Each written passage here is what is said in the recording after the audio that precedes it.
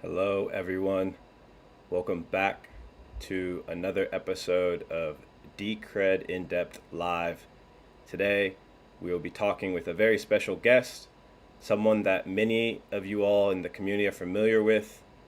FST underscore NML is a long-standing Decred community member.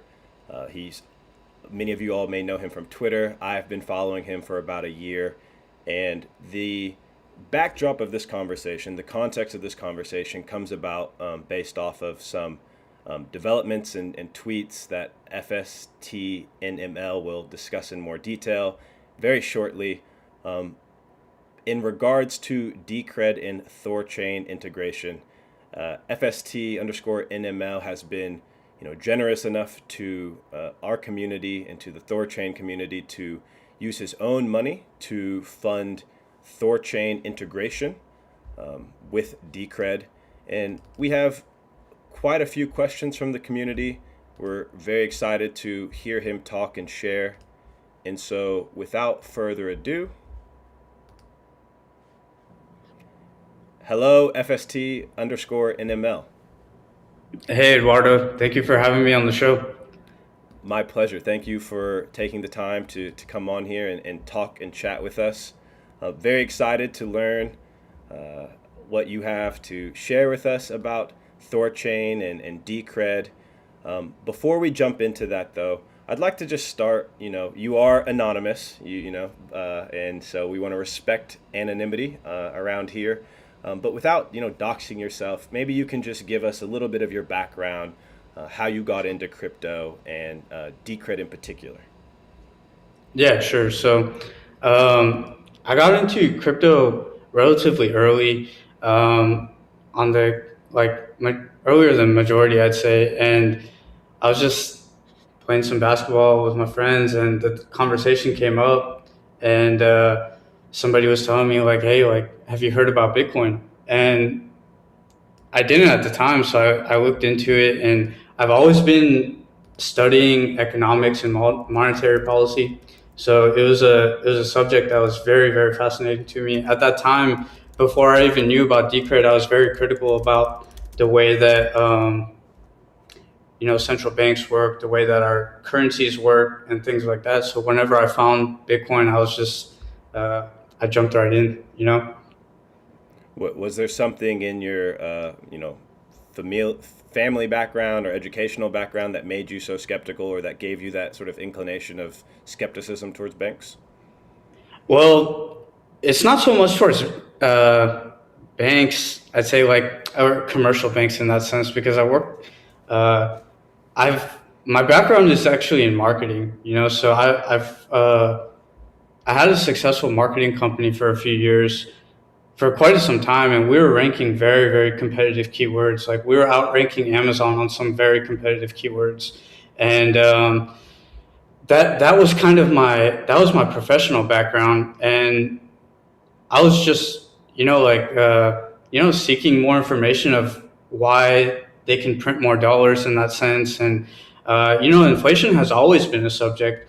Right now, we kind of think that with everything that's going on with COVID and all the stimulus money and things like that, it seems like a relatively new topic, but in reality, this topic has been ongoing for many, many years now. Even like, for example, I was actually studying this topic back in like 2008, 2009. So, and it was still an issue back then too. It's just that as time goes on, it just gets more and more prevalent. For sure, for sure. And so you're playing basketball. You learn about Bitcoin. Tell us about the journey from Bitcoin to Decred. What was it about Decred that made you decide to start using it as a store of value? So I actually learned about Decred from one of Charlie Lee's tweets. Actually, he posted a tweet about Decred, Monero, and Bitcoin. And at that time, I was already familiar with Monero. Shout out to the Monero community as well.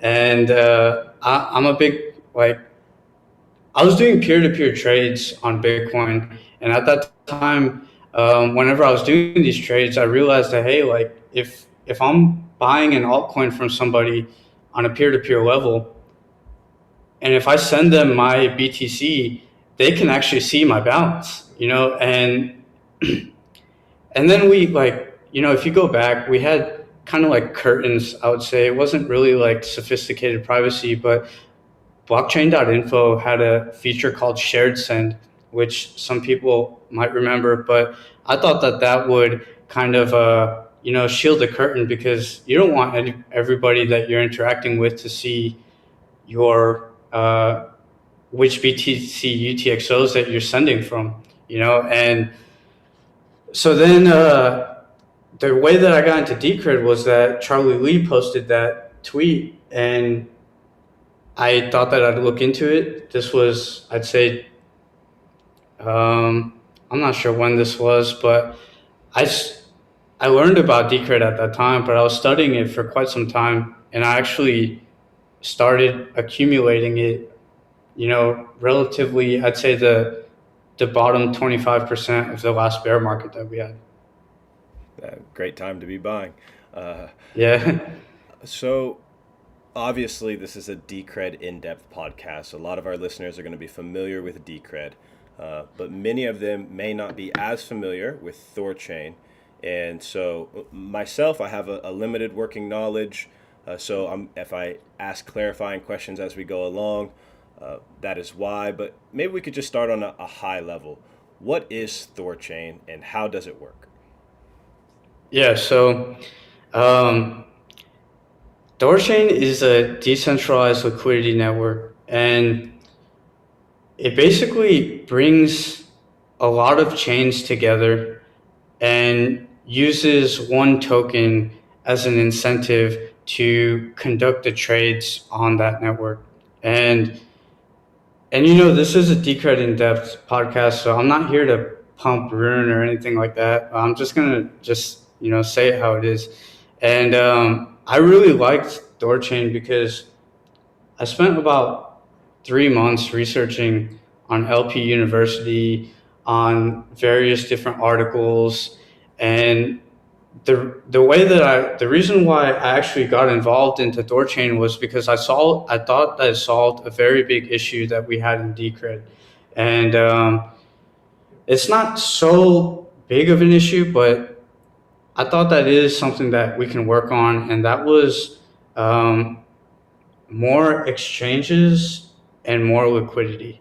And I feel like this network, it's a decentralized liquidity network. It's not really trying to compete with all these chains. In reality, I feel like it just kind of brings them together to do cross-chain swaps, not atomic swaps, but just cross-chain swaps in a fairly, in a nice manner, So Thorchain kind of functions as an AMM, would you say? Yeah. That's basically it. The gist of it is that, let's just say, if all the different chains that are on the Thorchain network. So whenever people can do something called providing liquidity, and providing liquidity basically means that they're putting up a certain amount of Decred in this instance as technically sell pressure. And then they're also putting up a certain amount of that same amount of Rune acts as buy pressure. So there's always constant buy and sell pressure for every single coin that's listed on this network. And the thing that I really, really like about it is that you could go from any coin to any coin, because all the chains that are on this network are all using the same settlement token. So that's kind of a gist of how it works. That's just kind of a very broad overview. For sure, for sure. And if we'll get into technicals. Yeah. Sorry, I didn't mean. We'll get into technicals in later on into this interview. I'm sure. Perfect. My next question for you is, what is liquidity and why is liquidity important? Yeah, so liquidity is, and this is my definition of it, is the the amount that people can buy and sell. And let's just say if somebody wants to buy $1,000 worth of an asset, and in total there's only $2,000 of that available throughout a certain price spread. Liquidity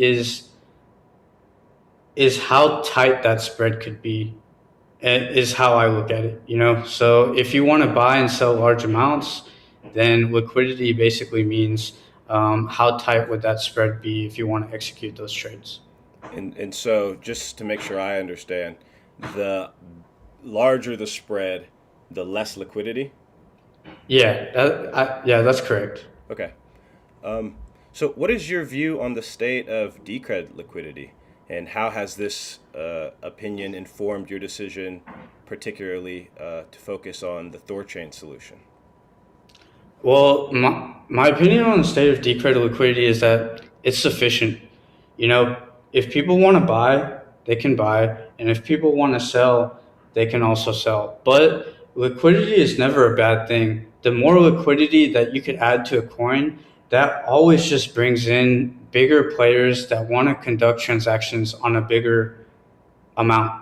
And the more liquidity that we have currently right now, if I like to use this website called DCR Data. I know many people in the Decred community are familiar with it, but give or take on a good day with a relatively small spread, Decred will have about 4,000 DCR on each side, and I think it's sufficient for most people. But if we want to increase that, that's always a better thing. That's always a good thing. What was it about Thorchain's implementation that captured your attention? Is it that you expect Thorchain to have long-term network effects? If so, why? Outside of being a first mover of cross-chain AMM, and that question comes from Checkmate. Yeah, sure. Hey, shout out to Checkmate. I learned a lot from Checkmate, and he's somebody that I very much respect in the community. So I want to make sure that I give this question a very proper answer. Let's see. So what was it about Thorchain that captured my attention? It was really, whenever I first heard about Thorchain, was actually whenever I was studying Decred. And at that time, I was like, oh, okay, Thorchain is just another, another DEX that's working in the space. And I disregarded it at that time. And then, I'd say about 3, 4, actually in January, February is whenever I started first researching Thorchain. That's whenever I saw that, okay, I researched it. There's a very, very good Discord called LP University, and I spent a lot of time in there just reading everything. And then I really understood I understood what this network's goals are. And there's a lot of networks that'll make a lot of promises along the way, and I feel like Thorchain has at least delivered a working product at this point. It's still a relatively young project. It's not something that is it is stable, but I don't want to say it's something that has been around for many years now. I like to kind of think of Thorchain as a design build project. I've been in construction, and I've not been in construction, but I've really witnessed construction, and a lot of times whenever they're building the stuff out as they go, and I feel like the way that they're building it out, I like it, and to your other question, I do think that Thorchain will have long-term network effects, and it's because that they've got a lot of support, a lot of influential support. They've got a lot of community members. It's a very big network. There's, I'd say, probably 50, 60,000 users right now, and Yeah, we see bugs, but those are to be expected, you know. But yeah, I really like it, and I like what they're doing, so I Yeah. wanted to join. Yeah, I saw a tweet recently from at Thorchain.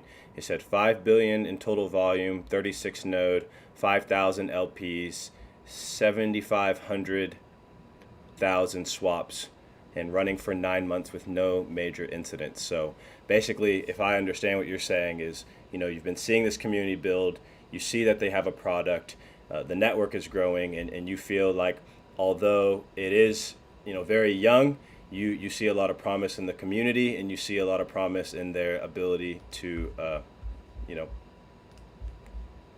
deliver. Definitely.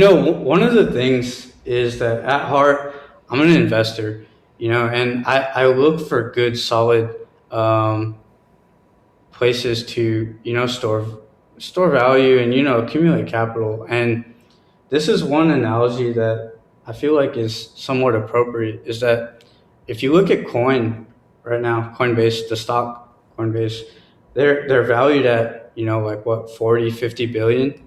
And what their business is that they provide exchange services for various different coins, and I do think that the decentralized networks, the decentralized exchanges, decentralized liquidity networks such as Thorchain, I feel like ultimately these will get bigger than Coinbase.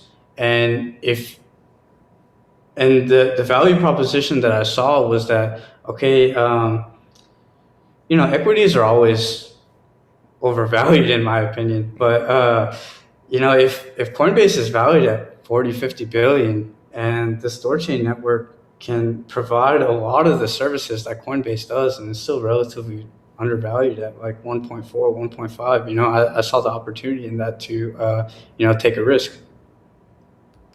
I like that answer. Tell us about your views generally on interoperability. How do you envision the digital asset space evolving? As I came on to Decred in depth, one of my things was I really wanted to start increasing the conversations around interoperability, coming from Stake Podcast. And so I'm just interested, as someone who's in this space, been doing a lot of thinking, what your thoughts are about that topic. The topic of interoperability is one of the things that brought me to Decred, and I want to keep I want to emphasize this is that Decred has very, very good interoperability. I think that the Decred's Lightning Network implementation is very sophisticated. We have the developers in the Decred community that are working on the Lightning Network. They're experts on this stuff, and um, so Lightning interoperability. So let's talk about Lightning Network. Let's talk about DEXs too. The DCRDEX, although atomic swaps that DCRDEX does and the type of swaps that Thorchain does, I consider them to be different. The DCRDEX is a thorough decentralized atomic swap that happens from your wallet client and finishes the trade to your wallet client. And it's somewhat different than the mechanism that Thorchain uses with the nodes and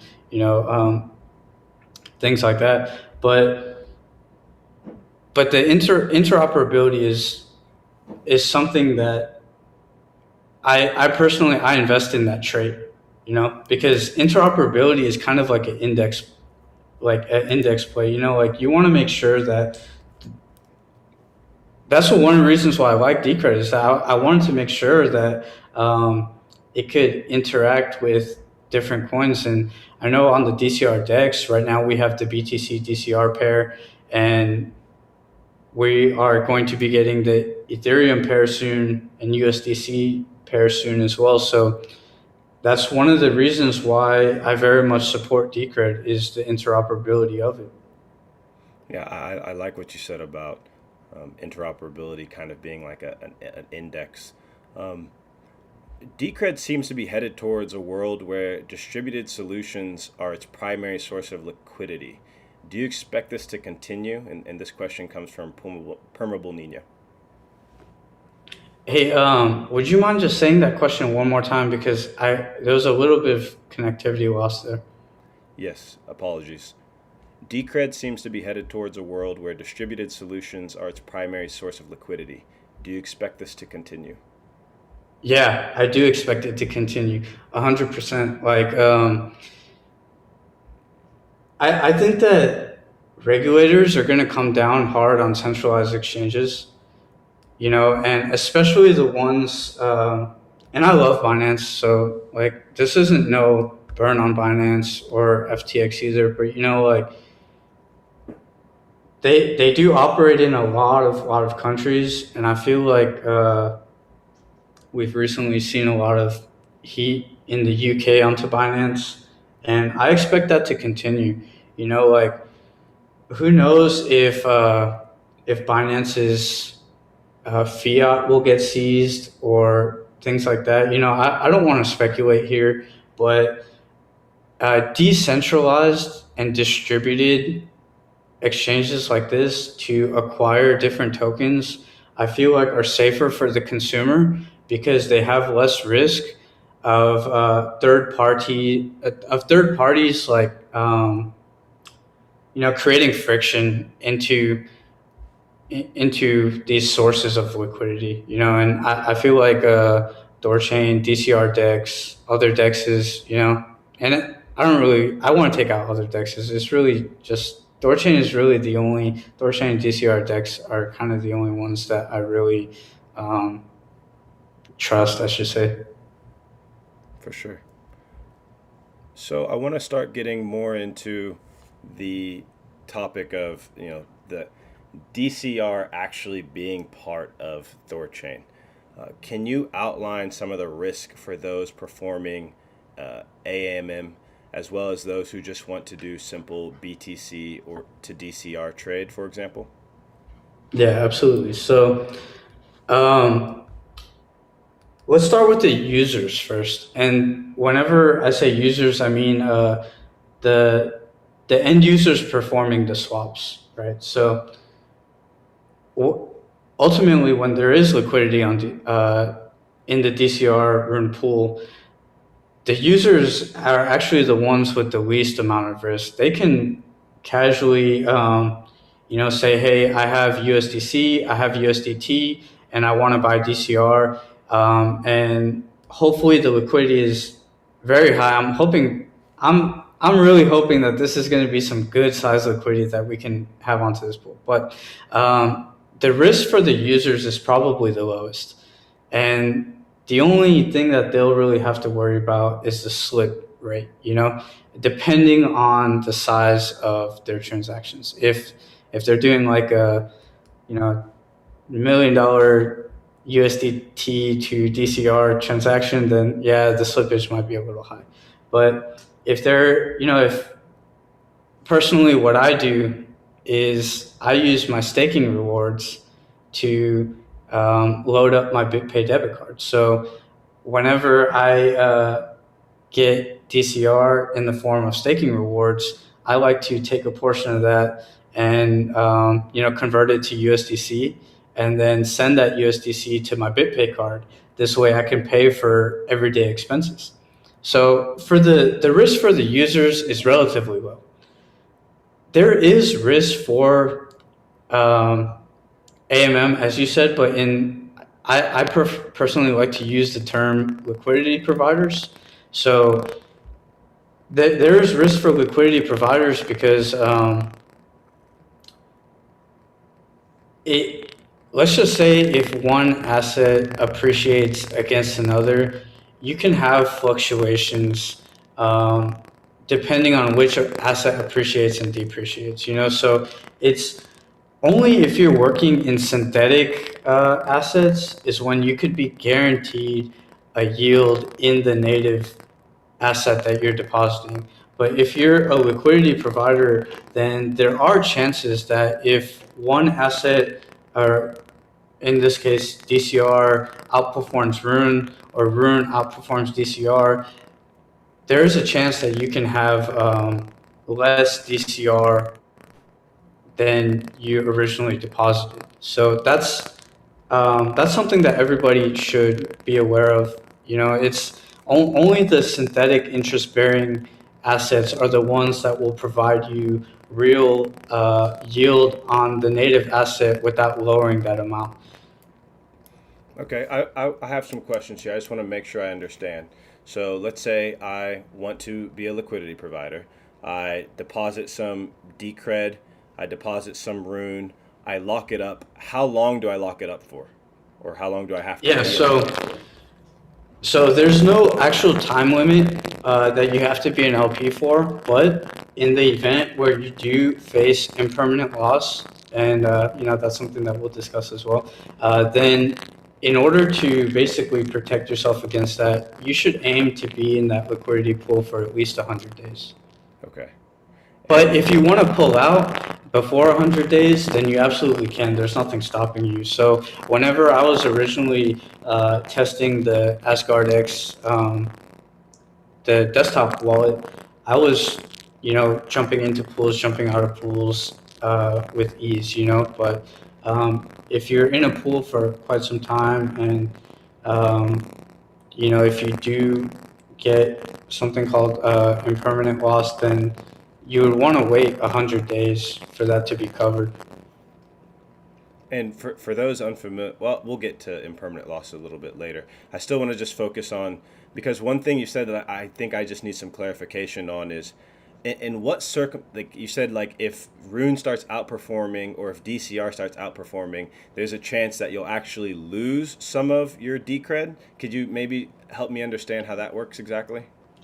Yeah, well, you wouldn't really like lose it, but you would, the DCR balance could go down. So let's just say, for example, if you have you're in a liquidity pool and you put in $1,000 worth of Decred and $1,000 worth of Rune. So you're doing a symmetrical input of liquidity, and uh, and then let's just say somebody sells a lot of Decred, that would essentially make your Rune balance go down a little bit and your Decred balance go up a little bit.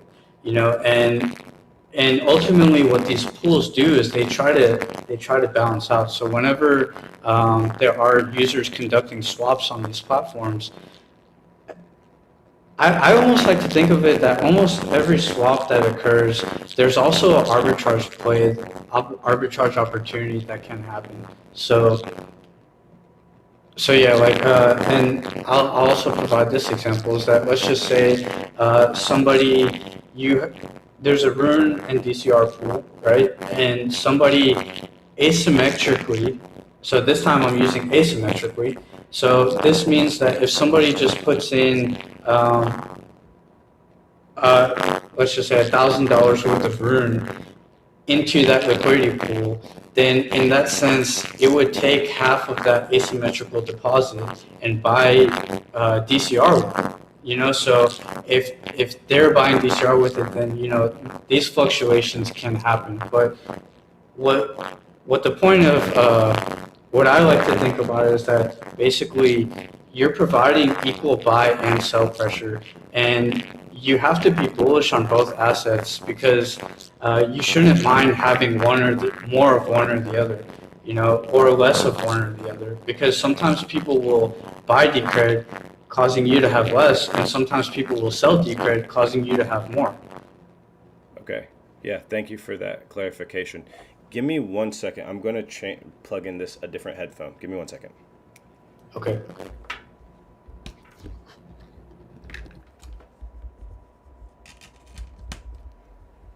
Okay, can you still hear me all right? Yes. Okay, yeah, that was just a little technical difficulty. No Okay, worries.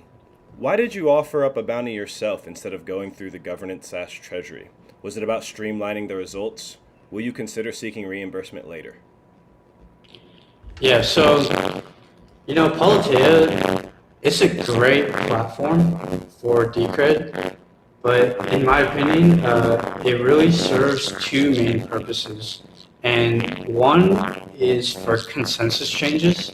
You know, if there are any consensus changes in Decred, that proposal needs to be necessary. And then two is that it's for people that are searching for funding. And and whenever you put up a Politeia proposal, you better get ready to answer a lot of questions from the Decred stakeholders.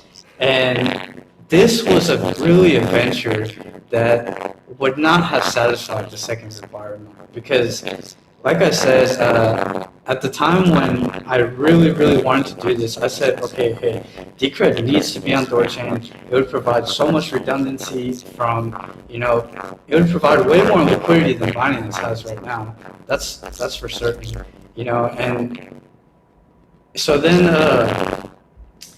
yeah. Wait, FST, let me interrupt you real quick because I thought it was my headphones, but I just see a message in the chat. Is your audio is a little distorted? Is there a different? It just seems a little rumbly. Okay, 1 second. Are you able to hear me, Eduardo? Okay. I hear you, and I think everyone can hear you. I think it has like a little bit of a rumbly echo to it. If we need, I can put the waiting screen on while you fix this. 1 moment. Okay. So I will just talk for a quick bit while we get that issue sorted out. And thank you guys for letting us know in the chat. These things happen with live streams, so we'll get this situated, and we'll return very shortly. Hey, can you hear me now? Yes, that's so much better. Yes, I thought it was my headphones, but that is a lot better. Okay, my apologies.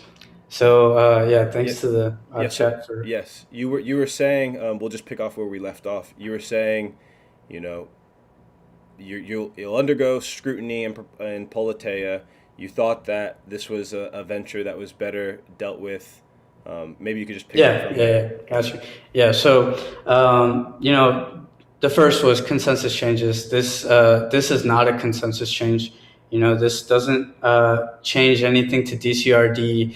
The Decred system will be working as this Decred system as we know it. So the second was getting funding. And if you want to get funding, you really have to know all of the if, ands, buts, the questions, and with this integration, there was a lot of unknowns. How would we? Let's just say if I tried to get the bounty amount from the treasury, if people would ask me questions like, okay, who's the bounty going to? These questions wouldn't be able to have been answered, and so that's one of the reasons why I decided to just do it, because this is not everything. If you want to do it, not everything requires to go through Politeia. It's really the big stuff, the consensus changes, and integrations and investments such as this. I feel like it really didn't need to go through Politeia. And in the event where I did go through Politeia, and then I wasn't able to answer all these questions regarding who's the developer, will the developer be able to complete it? That the stakeholders want to know that what exactly their this treasury money is going to before they vote on it. So I feel like it wouldn't have been a good outcome if I would have went through the Politeia proposal. So that's the reason why I just fronted it my own. And like I mentioned earlier, I got in relatively at the bottom 25% of the bear market. So I mean, we've seen a significant appreciation in the entire crypto market. So I don't mind taking some gains and reinvesting it back into the coins that really interest me. I find that to be very, very noble. And what's one thing I really like about the crypto space is people, when they get behind a project, they put their money where their mouth is. And like you said, it's like you're able to, the protocol has been good to you, and it's kind of your way of like giving back to the protocol. And so I really like to see that stuff. It just speaks so highly of our community. And so thank you. I say that publicly, and I'm sure I speak for many others.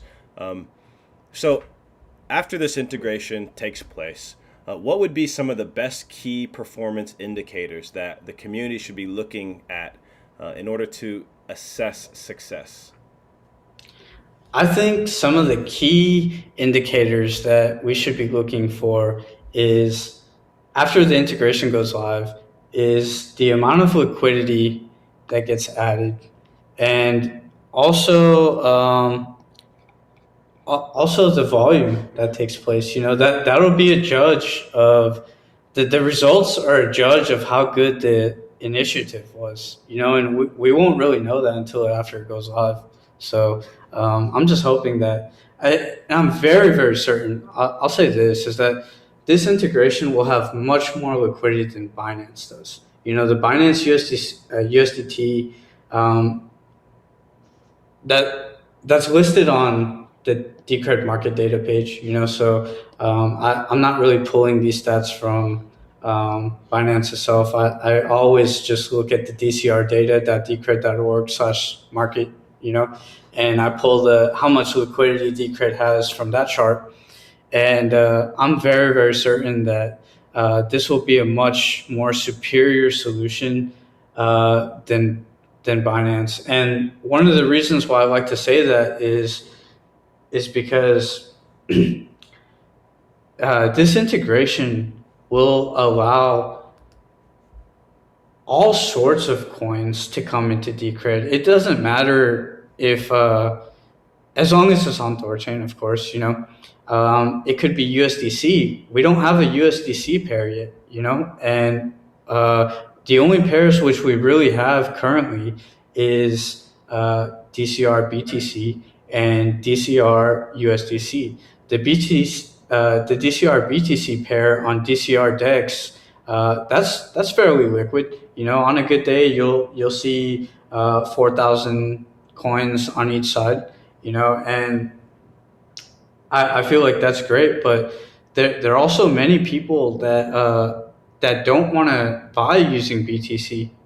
They want to buy using fiat currency or stable coins. And I feel like this Thorchain integration will open that up, not just from stable coins, but from Ethereum, from a lot of other, Bitcoin Cash and all the other shit that you see on there. But I'm not really a fan of Bitcoin Cash, but Binance Chain. There's a lot of other coins that can move directly into BTC using this Thorchain liquidity pool. I think that was a great answer, and you even mentioned things like new pairings that I hadn't thought about. But yeah, I'm glad to hear you're very bullish on the results that we're expecting. Eduardo, before you go on to the next question, I do want to say one thing is that that I don't want community members to get the idea that I'm going to be putting up all my DCR as liquidity on Thorchain and something like that. I very much recommend people to put up a small amount of for the people that want to. For the people that want to, if you're interested in providing liquidity for Decred, me personally, I'm putting up a small fraction of my DCR because the majority fraction of my DCR, I'm staking that. So the percentage that's not being staked, I want that to go to liquidity for the coin. So in an ideal world for me, we see currently on DCR data, about 59% of all DCRs being staked. How great would it be to have a certain fraction that's liquid for people to buy and sell? And I think that would be great, and that's the goal here. I couldn't agree more. And after this goes live, I'm definitely going to want to tamper and be able to provide some liquidity as well. Because like you said, it's kind of a good thing to do when you're not staking, to be able to provide liquidity for the protocol, and that's a good thing. And I wanna throw out like somewhat of a little joke here, but for the Thorchain community, for y'all should really look into Decred and go in asymmetrically with your rune. Wink, wink. Perfect. I love that shout out. This is a good follow-up question. What are the primary risk vectors for liquidity providers in the Thorchain system? Thinking in permanent loss, centralization of nodes, collateral/security incentives. That also comes from Yeah, Checkmate, I'm pretty sure. yeah, absolutely. There are risks. There are risks whenever you're using any type of platform. For liquidity providers, I asked Robo, shout out to Robo, which is the developer that's working on this integration. He's doing a great job. And I asked him, I was like, hey, like, one of the things that I kind of have a concern about is the safety of this integration. And I asked him, hey, like, can you clarify a little bit of it? And he gave a very, very good explanation. And uh, I don't think that this will happen, but I do want to say that it is technically a risk. That in the event where Thorchain recognizes deposits that weren't actually received, there could be a loss for liquidity providers in that sense. So let's just say, and I'll use this as an example. If if Thorchain somehow was calculating that, okay, these deposits was correctly received, and then they send out the native asset that user wants, then there could be losses. People that want to perform liquidity providing, don't just listen to this interview. Y'all got to do a lot of research. Like, y'all have to go on LP University. You have to follow the Thorchain Twitter. There's a lot of research, and there's a very big learning curve that needs to happen before you fully understand all the risks that you're taking. And me personally, I've done that research, and I'm still willing to provide the liquidity because I'm bullish on Decred, of course, but B, I'm also bullish on Thorchain. So the risks should not be understated for any platform. And I very much encourage everybody to play around with the calculator. There's a calculator on LP University that you can kind of set different parameters and say like, okay, if I provide liquidity at this price and this price, and if the price goes to this price and this price, how much of each token would I have? So you really have to do those calculations, a lot of different scenarios to understand how liquidity providing can actually affect your returns. No, I think that was a very good disclaimer. Definitely do your own research, community. I really want to throw a shout out to LP University and Grassroots Crypto. Those are two excellent educational resources that if people are interested in learning more about this integration, they should definitely read that. Grassroots Crypto, and what was the other one? LP University. Okay. After this is done, maybe you could send me some links and we'll add that to the description for people. Sure. Does the integration open up any new possibilities for problems, security flaws, or other vulnerabilities? No, not in Decred. So Decred is not being changed.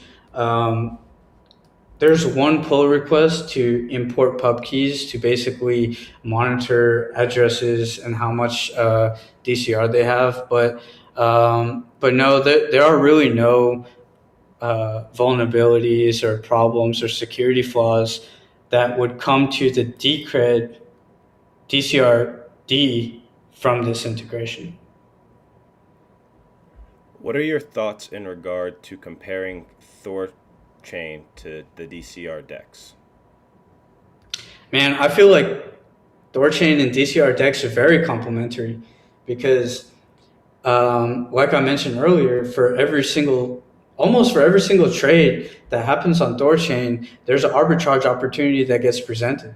And, the Thorchain community are very much, you know, focused on decentralization, focused on native assets, focused on things like this. So let's just say if we want to put ourselves in the shoes of an arbitrager right now, and if there are arbitrage opportunities on Thorchain, then one of the best places to go would be to the DEX because you don't have to wait for a centralized exchange to process your withdrawal.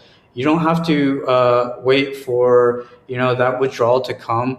At least with the DCRDEX, you could perform an atomic swap right then and there, get that DCR, and arbitrage it on Thorchain right away.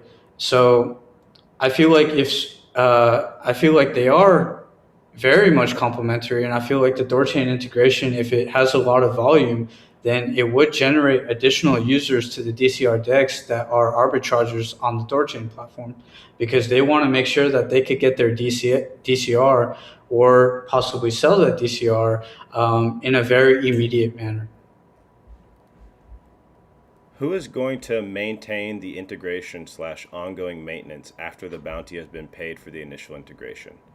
This question came from, I want to say, Dave Collins. Yeah, sure. Dave Collins, shout out to Dave, man. Thank you for the development that you do on Decred. It's very much appreciated. Who's going to maintain the integration? So Robo is the developer that's working on this integration. And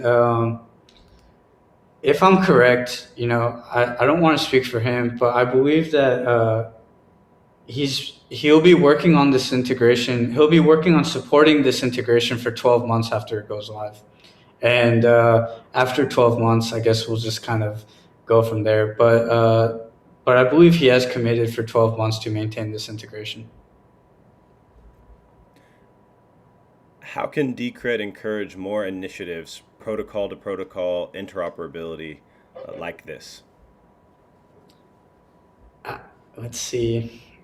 I think just get involved.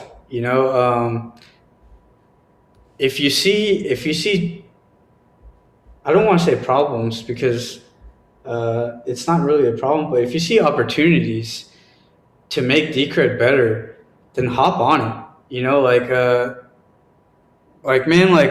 I don't want to understate this fact, but we all just went through rapid appreciation in the entire crypto industry. Don't be afraid to take some profits and reinvest it back into your coins that generated you those profits in the first place. And this is that initiative right here. Decred made me money. I basically took a little bit of profits at around 50K from all my coins, every single one, because that was one of my thresholds that, okay, whenever Bitcoin hits 50K, I'm cashing out a bit and, catch me in, in the mountain house or something. But yeah, you see opportunities for improvement, then don't always, if it's small stuff, just do it, yeah. And if you can't do it because of financial reasons, then throw up a Politea proposal and let's use some of that treasury money, and I think that we should use the Politea treasury money more, and I hope to see more proposals coming. We've seen a lot of proposals coming, but I wanted to be where, every week we have a few new proposals for different, things in Decred that we could improve. Absolutely. This last question comes from DCR Uncle. Shout out DCR Unc. Love you very much. Once an asset has a good idea and good tech, what are the missing ingredients to making that asset fulfill its potential? I think it's awareness. the whole build it and they'll come, I don't really believe in that. You could build an amazing thing, but if there's no awareness and if there's no marketing behind it, and I'm sure that a lot of people will agree, but well, not agree, but like a lot of people will know. But marketing is kind of one of my bigger gripes in Decred. I feel like we should spend a lot more money on marketing and trying different things. And I feel like one of the reasons why that hasn't really happened is because marketing is really a try and gauge results type thing. You don't know the results of the marketing until after you spend that money and you perform it to see what your returns were on that marketing. So from a Politeia perspective, it's very difficult for marketing proposals to get passed because people will be asking, okay, what exactly are you going to do? How will this benefit? And a lot of these questions, sometimes you can't answer because, hey, like, we're trying different stuff. Or if you're trying different stuff, then you never really know how well it's going to be effective until after you spend that money, And one thing that I feel like would really, really benefit Decred on the marketing front is that, we have Politeia right now, and let's just say that we've seen some good proposals, that ultimately didn't make it, that had nearly 50% support. I feel like if these types of proposals don't make the Politeia cut, it should kind of switch in after voting. It should switch into like a CCS style funding model to where people that want to donate to make this proposal happen can still donate. In the event where that threshold doesn't get met, then they could get refunded back or something like that. I would like to see that happen because if like we've seen very, very good marketing proposals that just didn't make the cut of the standards that the stakeholders want, and even if they met 50% support, which means half of all of Decred wanted it, ultimately it didn't happen because it didn't get funded. But if we can kind of create something like a backup to where if people want to donate their own money to see this happen, I feel like that would still very much benefit Decred.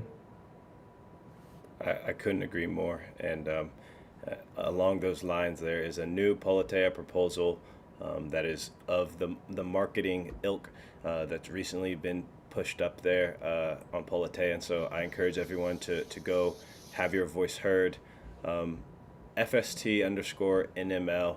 I want to just say thank you so much for your time coming on here, sharing. I want to bring you back on once all this is done. I'm glad that you were willing to come on before and talk about things and answer questions. The community appreciates it. I appreciate it. Before we close out, I want to give any last words to you. Is there anything that I didn't ask or that we didn't talk about that you'd like to mention? Yeah, I do. So I think that this is I'm very, very excited for the Decred future.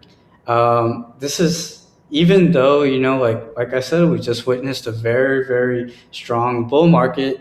You guys should not get discouraged if we see a bear market. Stay with the Decred community, keep on building, take some of those profits, reinvest it back into your coin, and let's continue growing this community. I'm very excited about the future of Decred.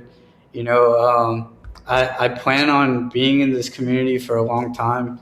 I plan on contributing what I can, and I also want to throw some shout outs too. So I want to throw some shout outs to Matt Barrel, Checkmate, DCR Uncle.